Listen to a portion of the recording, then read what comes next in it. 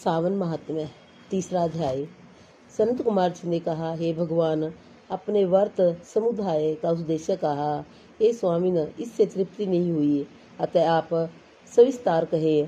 सुरेश्वर, जिसे सुन मैं कृत्य हो जाऊं। ईश्वर ने संत कुमार से कहा, ए योगीश, जो विद्वान श्रावण मास नक्त व्रत कर बिताता है, वह 12 महीनों में नक्त व्रत का फल भोगता है। दिन की समाप्ति के 3 घड़ी पहले रात्रि भोजन को नक्त व्रत कहा जाता है। उक्त नक्त भोजन में सूर्यास्त के पहले 3 घड़ी समय का त्याग कर अवशिष्ट समय लिया गया है। सूर्यास्त के 3 घड़ी तक संध्या काल कहा है। आहार, मैथुन, निंद्रा तथा चौथा स्वाध्याय, इन कार्यों को सायकाल न करे। गृहस्थ एवं सन्यासी के भेद से नक्त भोजन की 2 प्रकार की अवस्था मुझसे सुनो। जब सूर्य नारायण के मंद होने पर अपने देह की छाया द्विगुणित हो, उस समय सन्यासी के लिए नक्त भोजन व्रत कहा है। रात्रि में भोजन को नक्त भोजन नहीं कहा गया है। पंडितों ने गृहस्थ के लिए नक्षत्र के उदय होने पर रात्रि भोजन को नक्त भोजन व्रत कहा है। सन्यासियों के लिए रात्रि काल में निषिद्ध हो जाने से दिन के अष्टम भाग में भोजन का विधान है। गृहस्थी विधि द्वारा रात्रि में नक्त व्रत करे। सन्यासियों, विधवा तथा विदुर पुरुष सूर्य नारायण के अस्त होने के पहले भोजन करे।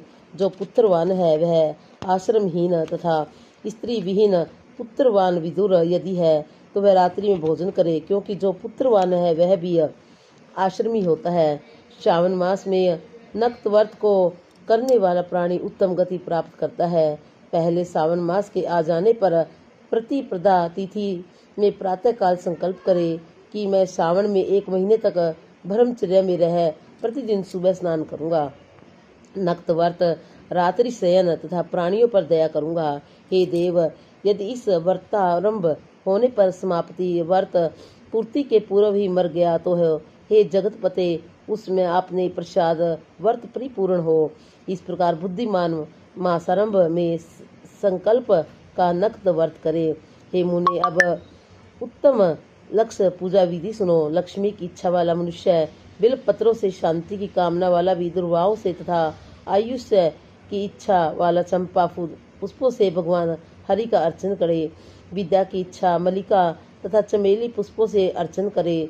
तुलसी दलों से शिव और भगवान विष्णु प्रसन्न होते हैं। पुत्र की कामना वाला मनुष्य कटेरी के पुष्पों से पूजन करे। दुष्वपन नाश के लिए उत्तम धान्य से अर्चन करे। देव के सम्मुख रंगवल्ली, पद्म, स्वस्तिक और चक्कर आदि बनाकर विभु का अर्चन करे। यो संपूर्ण कामनाओं की सिद्धि के लिए सब पुष्प फलों को अर्चन करे। यदि लक्ष्य पूजा करता है तो शंकर प्रसन्न हो जाते हैं। अंत में उद्यापन करे। मंडप बनाकर मंडप के नीचे भाग में वेदी बनाए। पुण्यः वाचन कर आश्चर्य वर्ण करे।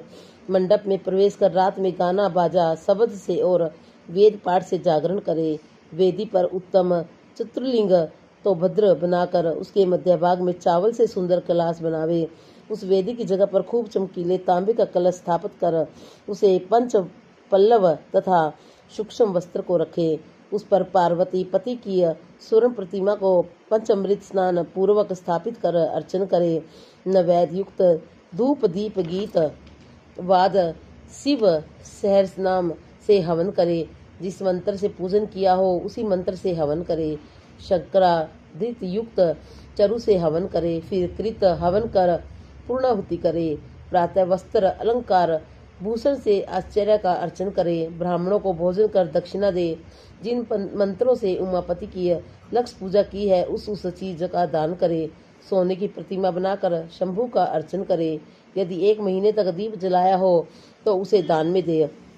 संपूर्ण इच्छाओं की सिद्धि के लिए सोने की बाती, चांदी का दिया बनाकर घोर से संयुक्त कर दान दे।